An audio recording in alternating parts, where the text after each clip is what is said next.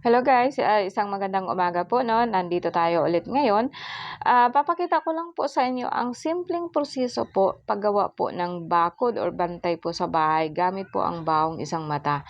And ang baong isang mata is malakas na siya by itself 'no, hatiin po siya ng 3/4 para po mailagay po ninyo kung ano pa ang gusto po ninyong ilagay 'no. Dito naman, ang gusto ko lang ipaabot sa inyo na hindi naman talaga natin, isipin na lagi pong may papasok na magnanakaw, may papasok po na masamang espiritu 'no.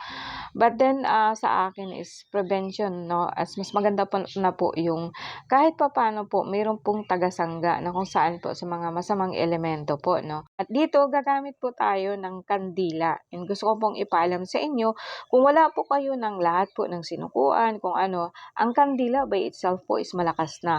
Kasi meron na po yung apat na elemento which is, fire, which is ang ilaw po niya, yung usok po niya that is air, and then, water po niya is yung, nagiging tubig po ang kandila kapagka naiinitan 'no. So it's chemically talaga po is, kumbaga sa akin kapagka nagdadasal tayo lagi na po yung may kandila, and then magiging ritual na po 'yan.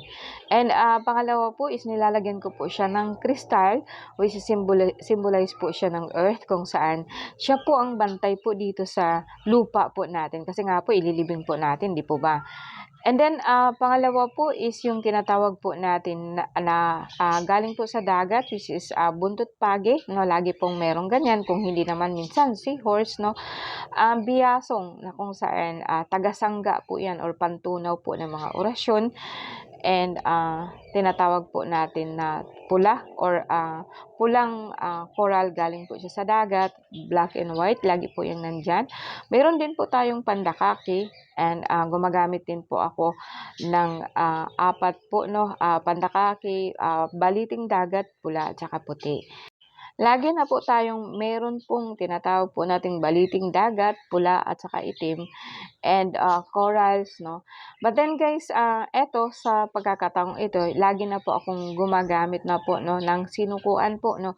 Mag-asawang sinukuan po lagi ang ginagamit ko 'no, kung hindi itim, puti po.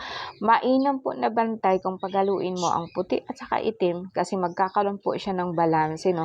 Iba-balance po niya kung masama, so 'wag na po 'no. Kung sakali man po na, masama po ang tangka ng taong papasok po sa bahay po natin, hindi po natin alam kung anong iniisip po ng ibang tao 'no. Ito po yung gusto kong iparating po sa ating lahat na we're not really assuming na lahat ng tao is masama 'no.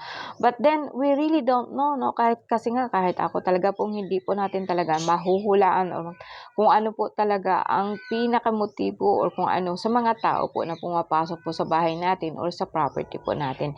Kaya nga po lagyan po natin ng bantay 'no. This time 'no, sinabuyan ko po 'yan ng powder po or mga, pino, mga powder po na galing po sa sinukuan. Mainam po siya talaga pong mabubuhay po 'yan kasi nga po ang powder is napakabisa po niya pagdating po sa orasyon 'no. So eto na siya, set up na po siya ang pinaka-finale nito is yung nilagyan ko po siya ng sa langis ko po na yung healing oil ko para po magbabind po ang lahat. And then, gusto ko pong puwede po ninyo siyang dagdagan guys ng pera 'no or mga barya. Kasi ang barya po symbolize po siya ng wealth, abundance, gano'n 'no. Puwede din po yung suklay na kung saan, magkakaroon po ng, kahit magulo po ang pamilya gano'n pero, nagkakaroon din ng kumbaga saka maging okay din po kayo kahit nga eto nga mahirap ganito, masyadong naguguluhan kayo gano'n 'no. Kasi ang suklay is nag-aayos po 'yan ng buhok, and buhok po natin is nasa skull. So, kung ano man po ang masamang iniisip po ng iba, magkakaroon po siya ng pagkakataon po na magiging okay 'pag napasok siya sa bahay mo or sa property po natin 'no. Ang gusto ko ring iparating guys na ang lahat po 'yan naka-bind po sa Diyos Ama, na kung saan allowed po tayo na gumamit po ng mga kalikasan na kung saan is like, binigay niya sa atin, sa mga kamay po natin ang, kapangyarihan po na gamitin po 'yan 'no, para po sa kabutihan o para po pag-extend po ng buhay po natin. And, sabi ko nga, yes, dagdagan ninyo kung anong gusto. Puwede rin po ang mais, symbolize po siya ng wealth. The same thing kasi is ginto po siya and natubo po 'yan. Kumbaga sa akin binhi. 'no. So, eto guys ang proseso po niya 'no, and maraming salamat po. Uulitin ko po 'no, maraming salamat po sa inyo, sa tiwala po at lubos na pananalig po sa Diyos Ama. Ba-bye po.